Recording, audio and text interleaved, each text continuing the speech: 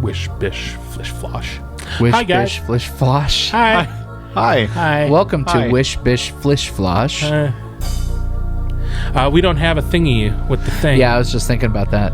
To flip flop because this was on a like a 50 movie compilation thing called the 80s, the best of the 80s. Helena Bonham Carter and David Hasselhoff in the best of the 80s. 70 hours worth of the best of the Yes. So it had Best of the 80s? well, it's a Mill Creek, one of those Mill Creek collections, and I don't know how I stumbled across My Mom's a Werewolf, Yeah.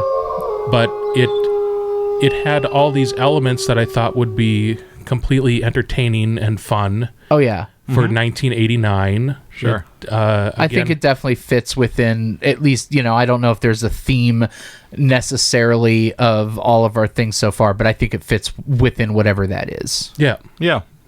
So that's what we watched. Yeah. My Mom's a Werewolf. Thank you. Go to cultfollowing.co. There's a whole bunch of stuff there, and we'll see you next time, guys. Right. We don't want to talk about the Dumbala connection.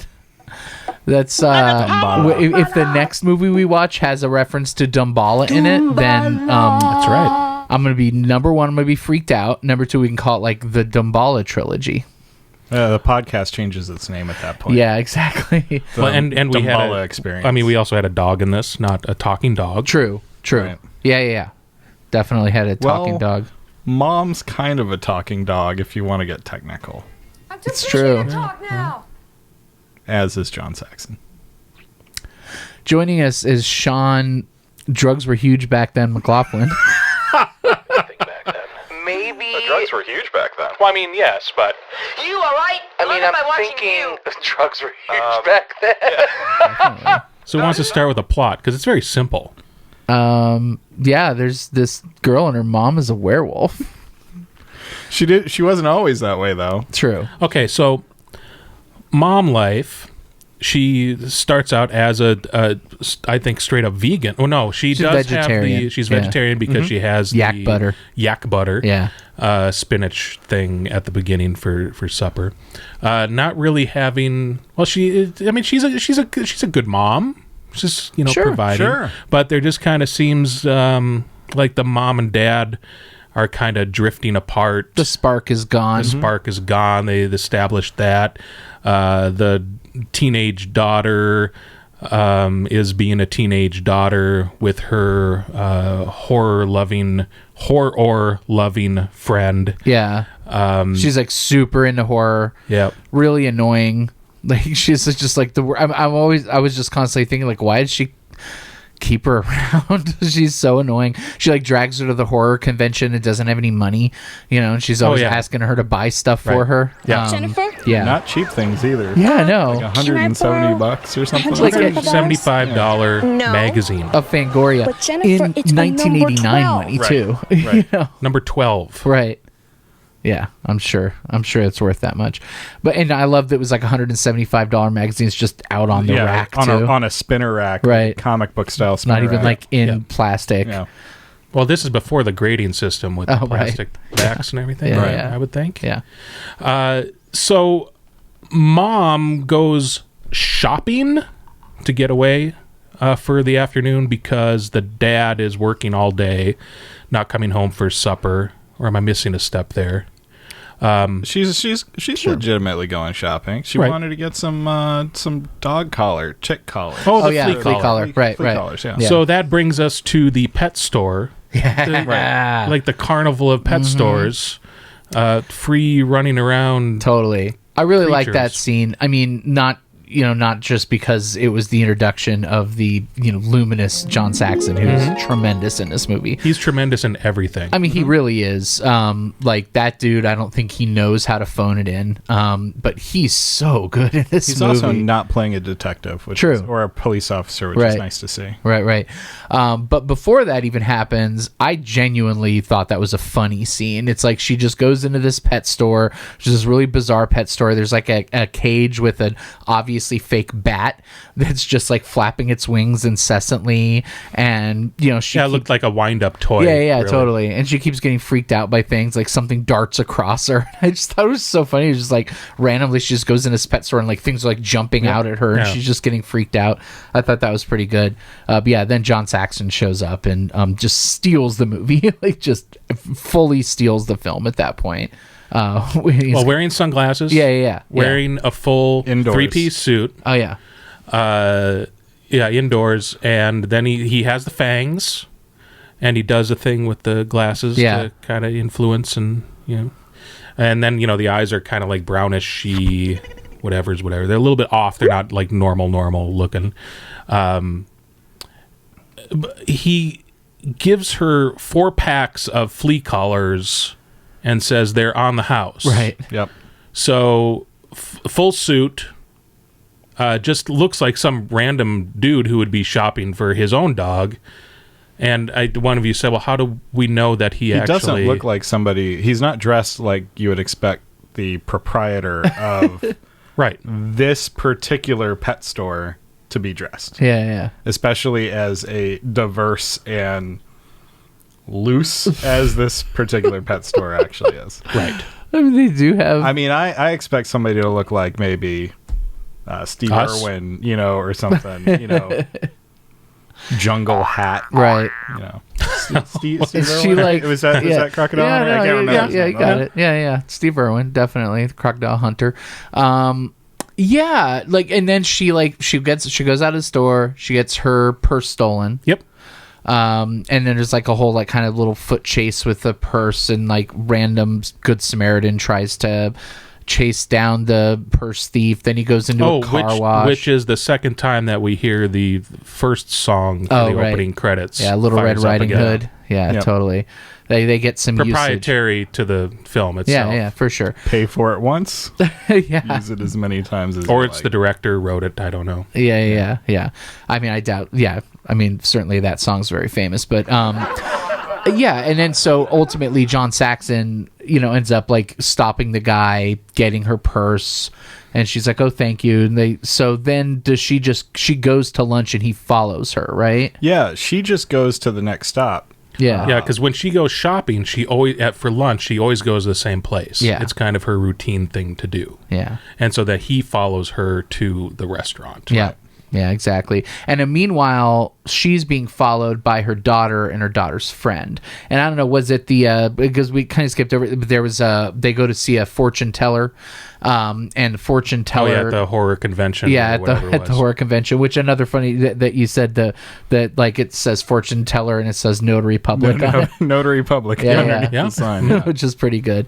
But so was it? Always supplement your Yeah. income. Exactly. Yeah. Side hustle. Was You can do it. the fortune teller the one who said that like her mom might be having an affair, or she misinterpreted Oh, it? she didn't even talk about the affair. Right. She's Yeah. like, your mom, you have the pentagram on your Yeah. face or something. And then her friend's like, that. "Isn't it? No, it's a zit." Yeah, it's Right. just random fortune teller ranting. Yeah. Garbledygook. Okay. Yeah. So they're following Foreboding. her. Very foreboding. Yeah. So she thinks like the daughter's like, well, she's having an affair, and so of course this is reinforced by the fact that John Saxon shows up, and he's like ordering bottles of wine for her. He's like literally kissing her right there in the middle of this restaurant, Licking her hand licking her hand. Oh, that's right. multiple times. Yes, like that was so good. He's just licking her hand. Little growls here and there too. Man, To John quote Saxon. the dialogue, I want to crawl inside you and die right now. That was so good. I've been using that one for years. Oh yeah, man. Works every time. I just want to crawl up inside of you and die. Every time. That's an A-lister Yeah, right there. yeah. So then like basically something happens. Oh yeah, she orders a flaming dessert of some kind, and he must be scared by the flames, and so he runs away and stiffs her with a check with like these 2 really expensive bottles of wine. And- I didn't know if he ran away because of the actual food or if that was part of the plan. right, to what? To stiff her? Yeah, because that way Because she would follow she him? would follow him and Got say, it. what's up? Because she knows where he works. Right. And then, boom, love making time. Well, because he's, because why would you go back to that pet store is because of his office yeah, it's true. is decked out He got like the movie Troll, it's which is all foliage, like foliage everywhere, monkeys, like ostrich. It's crazy. Yep. Full 4-poster bed. There's a monkey of some sort in a cage. I don't know if it's a monkey or a baboon. Very or not something. happy to be in that cage. Yeah, not happy at all. Like, and like none of this stuff's ever explained. I'm so confused by the fact that he's like a pet store owner. He's a werewolf pet store owner who has like a secret pet store sex lair in the back behind some lockers. Right. Yeah, well, yeah, almost. And then they have like this, he basically seduces her and like sucks on her toes. Well, rapes her. Yeah, I mean, I don't know, what does he do his the thing? eye I thing, must have yeah. missed that. Yeah, so yeah, that's absolutely yeah. She's not voluntarily doing this. right. Yeah, Until she I must falls have under missed the that whole spell. thing. I just Right. thought that she was just like, the John Saxon. I mean, let's be honest. I mean, who wouldn't? Yeah, exactly. It's John Saxon. But then he like starts sucking her toes, which I was like really amazed by because like that was really happening. Like he was actually sucking on her toes. He was really looking on her hand too Yeah, in the yeah, yeah. restaurant. I mean, there was no. Yeah, it's a little bit of just separate. So then like sucking on another actress's toe like in the film. That's the level of commitment that Right. John Saxon brings to her role. Absolutely. It was really amazing. And he ends up biting her toe, which is how she contracts lycanthropy. But this movie just goes to some really bizarre places and has things that just seem like thrown in, don't have any bearing on anything. There's like the dentist sequence. Right. So, basically mom starts to show signs of being a werewolf. One of those is that she grows sharp, kind of teeth, like canines, like a werewolf. She goes to a dentist to, I guess, try and have them worked, like filled on or something. Filed. Yeah, filed down. Right, filed. So there's like this whole kind of really bad joke where he's like filing it down. I don't know. The dentist is really bizarre. He's got a weird assistant. Well, the dentist has messed up teeth himself. Right. Which Get it? at least that is kind of like a funny on the nose joke. Sure. Yeah, like when she goes back there, it's almost like a oddly sexual. Yeah. Like the way that she's brought back there. Oh, But absolutely. That drops, pretty quickly. I mean, it's at least, in the moment. Then when he's filing the teeth, it's also almost sexual, but in a different way. He's 'cause like it's far more aggressive over at that her, point. like mounted over her, like moving back and forth, Right. like no question. And then the point that they're making in the movie is that the file isn't working. Like he Right. ruins his first file, then he tries the mechanical one, and that doesn't work. either. Dremel. The Dremel. Yeah. Trademark. And then We're not while sponsored by Dremel. Not If you want yet. to, you can. Yeah. I'll take your money. cultfollowing.com. Cultfollowing.co. Are you listening, Dremel? But then in the meanwhile, while all this stuff's happening, you have everybody who's in the waiting room is like covering their ears and screaming, I guess, because the sound of that the sound. file. Yeah. It's terrible. Awful. But it's all done really badly. Like it really just doesn't work at all. That's probably my least favorite sequence in this film is the dentist sequence. And it's like there's like a dude who's got really, really weird, sharp, bad teeth and comes in and like, that whole sequence I just feel was terrible. I think there are some pretty funny jokes, but the setup with this film is very straightforward. Oh, yeah. It's that she becomes a werewolf. She's, oh no, I'm becoming a werewolf. Daughter's like, oh no, my mom's becoming a werewolf. I have to figure out how to stop this. They read like, Fangoria magazines. Kind of Monster Squadish in that way. Totally. Yeah, but way worse. Quite a few levels down from that. Well, I couldn't help but make parallels to Teen Wolf. Give it up for your shirt. Oh yeah, Joshua, Teen Wolf represent. Where the pacing on this movie was what is the words that I'm looking for? It was tough. It was a mess. Absolutely, it was like the pacing because there was segments that worked, and then it would just like really slow down, and it does that thing like we even talked about last with our last episode, Dead Men Don't Die, where there was like parts where like they'd say a joke and then pause for laughter that just wasn't happening. And it's so awkward when that kind of thing happens. What's more frustrating about this film is, like I said, with comparing it to Teen Wolf, there were those beats that you were expecting. It's like, okay, now we've seen the cover, and I'll probably just superimpose the cover here the whole time, so it's just, something is there. But it has the Graduate type thing where her legs are out. Right. And they're hairy. So then you're expecting that scene to happen, and of course it happens. Right. So there were a lot of cliche things, like this is going to be a slow transformation. That scene didn't have to be as long as it was. That's what I'm saying. A lot of the scenes in this didn't have to be as long as they were. That one definitely did. It had its moment. Yeah. Like it's you already not knew a bad scene. you knew where he was already going. Just get there, get it done, right. Move on to the next thing, or do something a little bit more unexpected maybe in some ways. I don't know what that is because I'm not writing this movie. Sure. Yeah. I had more ideas for the last thing that we watched as far as how you could clean that up. Right. But this is so simple in so many different ways that you could have played up more with like the kinky neighbors. There were so many other things during the transformation that they could have made. Oh yeah. Where he's this peeping Tom, looking, at their just, the curious neighbor factor that they really could have played up. There's a lot of different things that they could have played up in a better way that just wasn't stretched out. Well, that was pretty much all set up for the one joke, which was when he's talking to the police and he's talking about his pervert neighbors. Yeah. After showing them do their kink dance, or whatever. There was a lot of that. There was a lot of really long road to get to a bad joke. Like you had the thing with the reporter woman, and she is at the end doing the interviews with everybody, and she'll ask them a question, then immediately as they're answering, cut them off, right, and start to ask another question and say something else, and she won't let them talk. And then at the end of that whole thing, she's like, "How are you supposed to get a good interview if nobody talks?"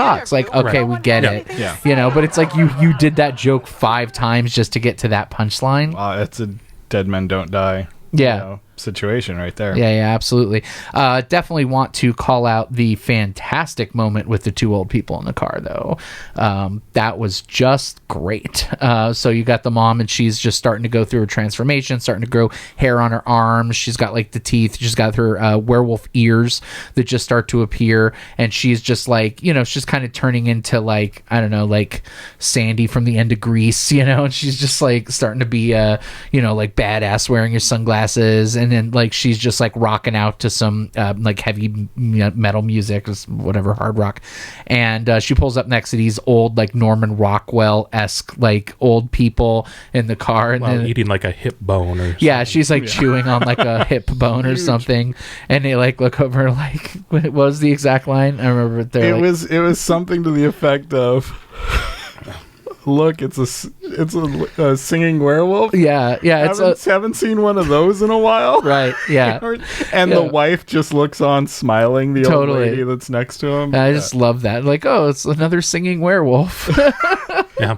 Look at them, a singing werewolf. We don't see many of them nowadays, do we? There's something to be said about absurdist dialogue in a film when it's delivered correctly. I absolutely just watched Chopping Mall, for the 800th time this week. Not 800th time this week. 800th time. And there's a line of dialogue that I always forget exists towards the end of that movie, where one of the girls says, "I guess I'm just not used to being chased around a mall in the middle of the night by killer robots." And she says it so straight that it's just a delight every time. So good. Every time. So And good. this reminds me of that too. It's dialogue that will never be said naturally. Yeah. Right. And it's kind of that savage Steve Holland type thing to make, comment of what's happening on the screen that is completely irreverent and just kind of, it's its own self-contained thing that you would want to know more of. But you got exactly what the audience was probably thinking at the same time too.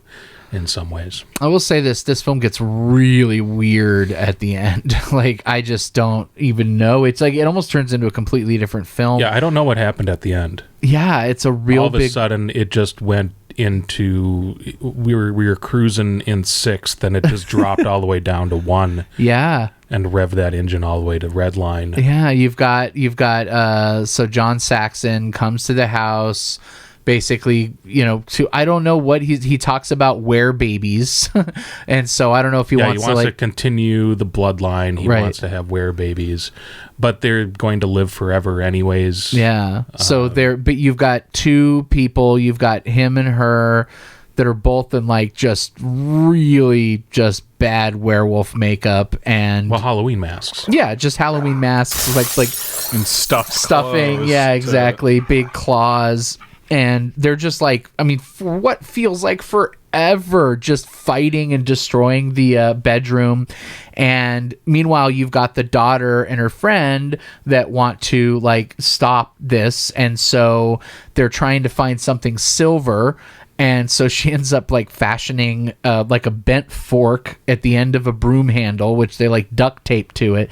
And she's got like this whole outfit with like shoulder pads and a football helmet and swimming goggles and all kinds of stuff. And there's like that scene where the garage door opens up and there's just like light shining behind them. Yeah, they're all silhouetted. Yeah, like I don't know. She came out like it reminded me of the guy, the murder party. Sure, totally. Yeah, absolutely. Wearing all the like the hockey gear and stuff, or like in House.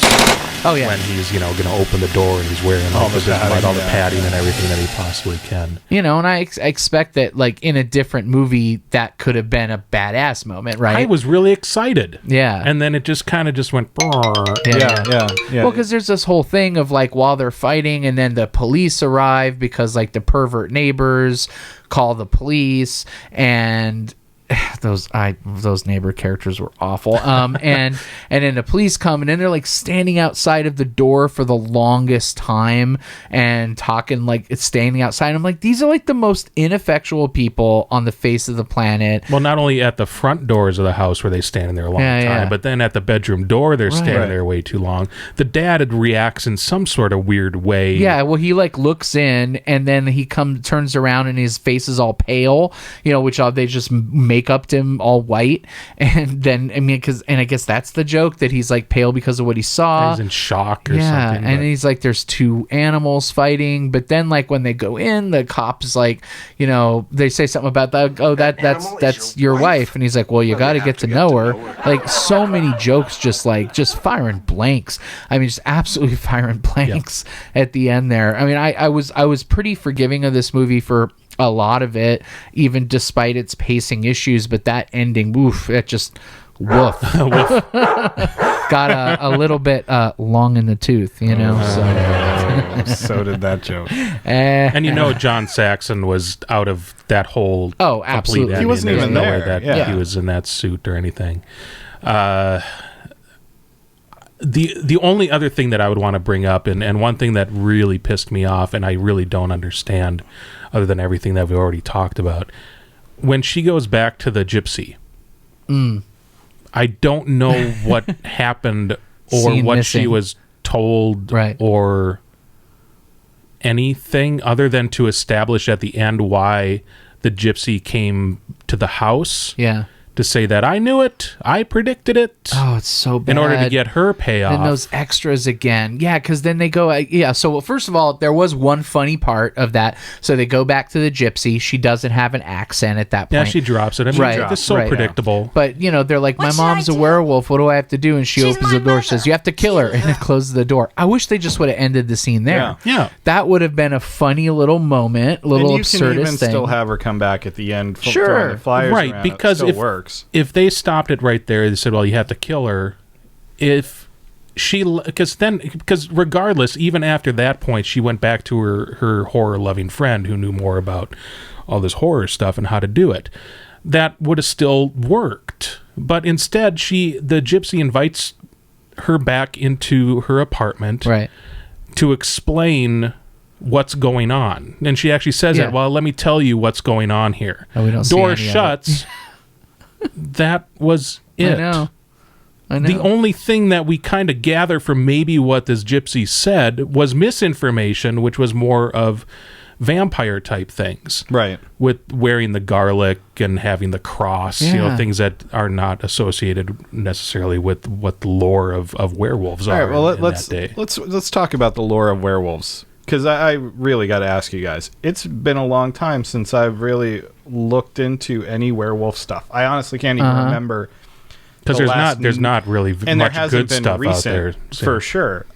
Twilight, but yeah, All Spawn. but werewolves can werewolves can werewolves do the thing? Glamour people? Glamour people? No, I think they made that up for the movie. Okay, so werewolves can't glamour people, but you know they don't. They're turning into werewolves kind of at will. Pretty sure that was around a moon cycle. Yeah. I mean, they did show the full moon in the film. So if you know, if we're talking about like the 3 days of a full moon. Okay. So that works, I guess. And it would make sense that if he is wanting to turn her, that he's going to do it at the point where he knows that it's going to be a full moon. You know, so maybe that part makes sense, but okay. I mean, there's not a ton of lore with werewolves. Like, it's silver bullets, you know. And of course, the joke from Monster Squad is, what's the second way to kill a werewolf, you know? And like, oh, car crash, you know. So it's kick like, him in the nard. yeah, exactly. You know, but that's the idea, and that's almost like the joke in Monster Squad is that there is only one way, and which is why literally when you explode him, he comes back together, which is fantastic in the Monster Squad. But yeah, no, I think they just made up that whole thing. Because John Saxon is walking around this movie almost like a vampire. Sure. Which is why I think the vampire stuff towards the end kind of plays. Again, the scene plays out too long. Actually, scratch that. Everything with John Saxon on the porch at the end of the movie plays out wrong and too long.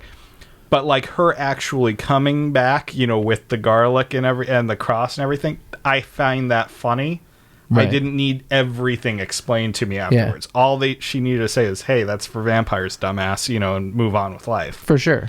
But yeah, everything felt more vampire in this movie than werewolf. Yeah. At least as far as John Saxon goes. Right. He didn't strike me as very wolfin at all. But it wasn't an Elliot Gould misstep of he didn't know what to do with the character. John Saxon always knows what to do. Yeah. And ultimately I can still see that. And I believed it. I believed that he was playing you know, a werewolf, like a head. Totally. You know, lead werewolf. Can werewolves like communicate telepathically? Has that ever been done in a werewolf movie before? Well, in some ways, more of like the poison in the blood as you are becoming wolf. Yeah, if you think American Werewolf in London, he had a lot of nightmares. Right, saw his dead friend and everything. So he's communicating in some way, I guess. Yeah, absolutely. But I definitely think that John Saxon, you know, with his character, I think about things like The Howling, you know, and The Howling, even when they're not werewolves, they still do have this kind of like sexy, cool kind of a thing about them. Right. And I think the lore is there in terms of what he was playing. I think where it really goes off the rails is the whole glamoring thing. Like, I think that they didn't really need to do that. They wanted to... and the fangs at all time. Sure, totally. That's what I think also made it more vampiric to me than werewolves. They're just walking around with fangs. They might not have all their hair grown out, but they're still got these really weird fangs going on. Totally. Well, and he didn't have the pointy ears. Right. I mean, I don't know. Maybe they were maybe just thinking, maybe he didn't want to go that far with prosthetics or anything. Yeah. You know, it's like, okay, the fangs are fine, and the contacts or whatever. Excuse me. Yeah, I mean, I definitely think we're thinking about it more than the Way filmmakers did. Oh, sure, you know? Sure. It definitely seemed like because we're basing this all on something that doesn't actually exist. Where they probably did it for the convenience of, okay, this is what we would like to do, and this is how we're going to do it. But I do want to ask you guys something that, you know, we've brought up on previous shows, which is, who do you think the audience was for this? I would have said that this was aimed strictly at a teen audience, if not for some of the more not necessarily direct, but sexual jokes, you Right. know, in the movie. I mean, I could see that going over a young kid's head, but you know, I would think, was this a PG-13? I'm assuming Probably You at the very most. Probably. I mean, yeah. It certainly isn't more than that, but Right. But I mean, yeah. you know, well, yeah, I guess other than the 4-poster bed scene, which maybe would have pushed it a little bit. Not that there's any nudity or anything, but Some nippleless side boob. but it was like a hard PG. There wasn't much swearing in it. There's a few shits in there and right. asshole and stuff. Yeah, like that, since I but- couldn't tell This could whether play it on was TV very well. Sure. Yeah. Yeah. I couldn't tell whether it was like aimed for a teenage audience or aimed for like, you know, a mom's audience, you know, like almost like a, you know, I think like kids. Yeah. I mean, there's enough Fangoria references in there. Sure. I mean, that, and, you know, famous monsters and stuff like that. I mean, I think it's us. I mean, not us as Yeah. 30-something, 40-somethings, but certainly us as, you know, 12, 13-year-olds. You know, Yeah, I whatever gotta at the believe time. that in '89 I would have probably been, you know, I don't know, I still don't think I probably would have loved this movie, but at least those things I would have felt very pandered to in probably a good way at that age. You know, I'd be like, "Ooh, Fangoria, famous monsters, that's awesome." You don't see that Right. kind of stuff that often in movies, you know. Even having a horror convention, you know, in '89, it's not something you Right, saw a whole right. lot of. You know, and I like that. I will say this, I like the you know, the party scene. I thought the party scene was fine. I mean, unfortunately, it was tempered with this whole like way too long shaving legs bit that was in there, but I thought the party scene was pretty funny, and there was some good little, you know, little Yeah, it had things you know in it had there. the teenagery thing in there. Yeah, obviously had the thing with, you know, Teen Wolf 2, because Teen Wolf was 86. Teen Wolf 2 followed that a year or so later. Right. Well, even though that the original Teen Wolf was shelved, and then once they realized, oh my gosh, you know, he's Michael J. Fox, an actual star, we got to Right. put the movie out. So, you know, whenever it was actually really made, but when it actually came out, blah blah blah blah blah. I thought of Lost Boys a little bit. I mean, not Absolutely. in quality at all, but I Correct. mean, as far as you had the one horror-centric, you know, Yeah. friend or comic book type Right. friend. I absolutely thought of Lost Like a Boys a female lot. version- you know. Oh, now I of remember. Lost Yeah, Boys. you know, Summer School Sure. had Chainsaw in it. Yeah.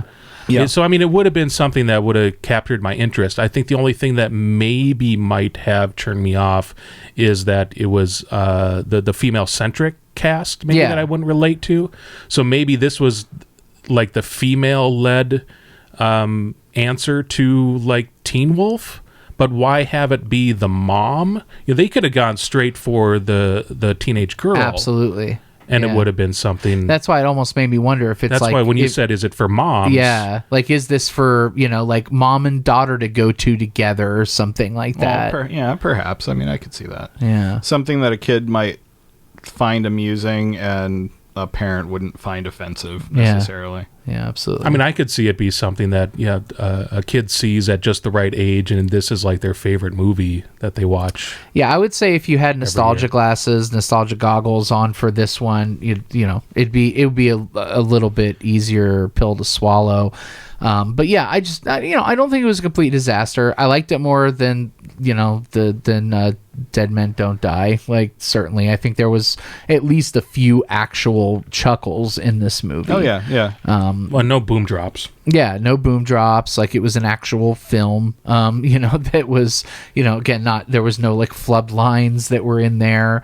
It's certainly better than a movie like Love on a Leash. You know, this is definitely like an actual movie. I just think there's so many places where it just falls apart.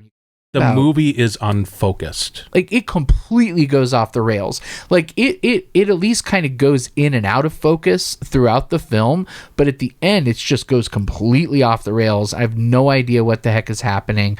There's like some weird stinger at the end thing where it's like they've got everything supposedly fine, and you've got the daughter and she's laying in bed and her friend calls her up and she's like, "Oh, Fangoria issue did. It turns out that which is another nonsense lore thing. She's like, whoever kills the werewolf becomes a werewolf a day later." Yeah, 24 hours Unless later. they do something like, which I didn't even catch. Yeah, well, no, she says unless you kill them, you know. So okay. it's like, I didn't okay. catch that part. So then, like the little, you know, or so the teenage daughter then like has the fangs, and then it cuts to black, and then she like calls her friend. It's like her voice saying, "Come over and bring issue 43." Well, here's the problem with that. I don't want to harp on this movie anymore. That last 30 seconds or a minute when this happens. Another thing that really pisses me off about this movie is that the friendship between the two and the knowledge between the two and the belief between the two fluctuates as per what's needed during that particular scene. There are many times where the horror trivia girl will say, you know, this and this and this, and the teenage daughter will say, oh no, and then that'll kind of flip flop. Many times where she's saying, my mom is a werewolf, right? And the horror loving girl is saying, no, that's not true. You know, this is all just like fable stuff. But then that flip flops again, where she's like, okay, well, this is what you have to do to you know, save your mom, because, you know, if she is a werewolf, I mean, why are you all of a sudden, the trust thing keeps going back and forth. Bad writing. The last minute, same thing happens again, where, okay, her friend calls the teenage daughter. Well, I don't know why I didn't catch either of their names or remember both their names, but I do remember Harry Lycanthrope. Or Thrope, Harry Thrope. One's Brenda, I think. Anyways, I'm just going to keep with the path that I'm going down. Is that her friend calls and says, you know, the Fangoria number says 43. 43 is this the rule of 43, whatever. So says that you if you kill the lead werewolf, then that person. Totally. Yeah. Okay. I didn't know if you had something going on between the two of you. I got something when you're done. Okay. Just please go. But the inconsistency of character is mostly what I'm describing here. Is says if you kill the lead werewolf, then you yourself 24 hours later will become basically the new lead werewolf. And she's like, basically, you know, fuck you, and hangs up on her. Wait, why? Yeah. All this time, you have put your trust in her and asked her for advice, and you just tell her, no, I'm not listening to you anymore. Right. And then once when she feels the fangs, and then that's when she calls her back and says, "Come on over." And she's like, "Come over and bring issue 43." What? What are you talking about? Well, because she doesn't believe her. So she needs to see it in print in Fangoria. And I have old issues of Fangoria. If you read the articles in there or anything, they're terrible. Oh God, they are the worstly written things I've ever read in my life. Wow. Like 5th grade type stuff. Wow.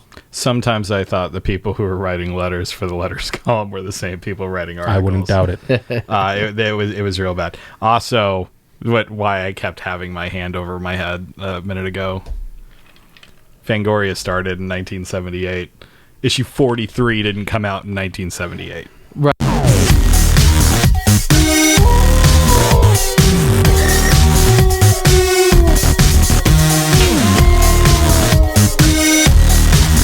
Right. Oh, it's right. just like, if you're going to go down the path that you go down of having nerd shit and nerd references, just be accurate about it. Totally. You want to have a girl who says, I've seen Galaxina 800 times? No, you haven't. Why would you do that to yourself? Right. But you're awfully young to be obsessed with Dorothy Stratton. but at least follow that through consistently. Agreed. You know, to the end. Well, that was just all surface level. It's a specific reference. Sure. If you were talking about a made up magazine and said issue 43, you know, represents, they wanted that fine. Fangoria money. Yeah, they wanted the Gore Zone money. And it wasn't even money. What it was like coverage. You know, like they knew if they just threw in Fangoria's name a lot, that maybe they would get back cover ad spot. Yeah, absolutely. I would say, you know, this movie's not a complete piece of shit. Goes completely off the rails. I don't know if I would recommend it. However, John Saxon is fan-freaking-tastic. Granted, he's fantastic in everything, but I thought he was just so awesomely bizarre in this movie. It's a role that I haven't seen him play before. I mean, he's in a lot of great movies, but he's, a little serious in a lot of things. I mean, this is him just having a blast. He's having a really good time, just being like bizarrely sexually predatory, and if you want to see John Saxon suck a toe, I can't think of any other example. Lick a hand. Yeah, lick a hand, suck a toe, eat a mouse. Yeah, you said this movie is die. on Amazon. Is that what you said? I believe it's on Prime. Yes. Okay, cool. If we haven't completely turned you off of this movie yet, yeah, you can get it on. But Amazon I mean, if Prime. it is on Amazon Prime and you happen to have Prime, then you can, if you don't want to watch the whole movie, at least fast forward, watch some of the John Saxon scenes. It's definitely, I would say, it's worth it. And most of those come in like the first 40 minutes. Right. Yeah, So- I was kind of bummed out by this one. I thought it'd be more entertaining than it was. I Yeah. was entertained, and then I got let down. I Yeah. actually was Yeah. on board with this for 2/3 of the Totally. movie. Same deal. Even when there was some bad parts to it. Right.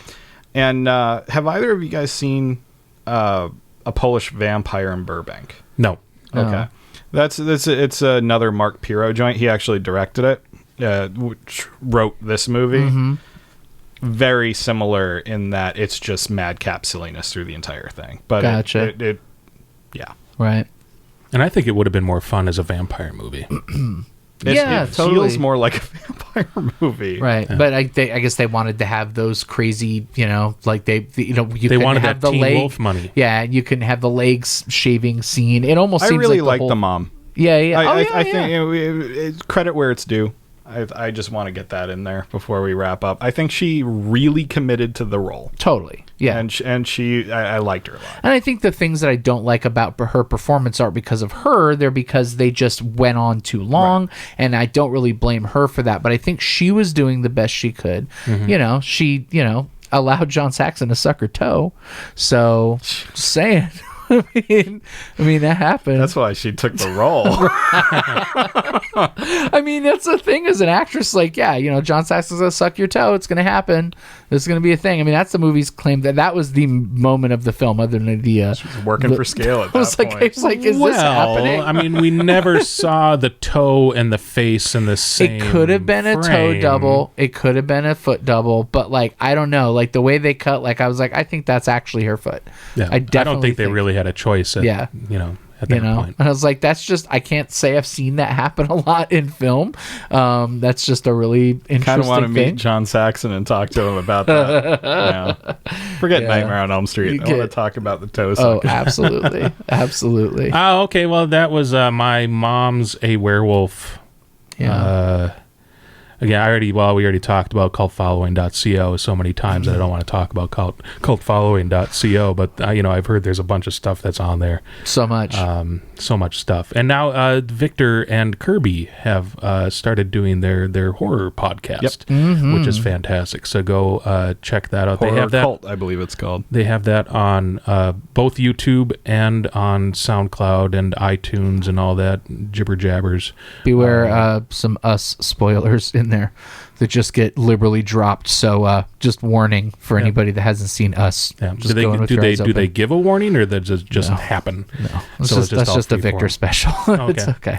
But I just want to warn anybody. I was like, I've seen the movie, but definitely just keep aware that it's a newly out on Blu-ray. So if you haven't seen that movie yet, watch it and then listen, because they do discuss it a little bit. This episode, we spoiled My Mom's Werewolf. Definitely. Yeah, no, all these are just spoiler-rific. Yeah. Okay, bye. Bye.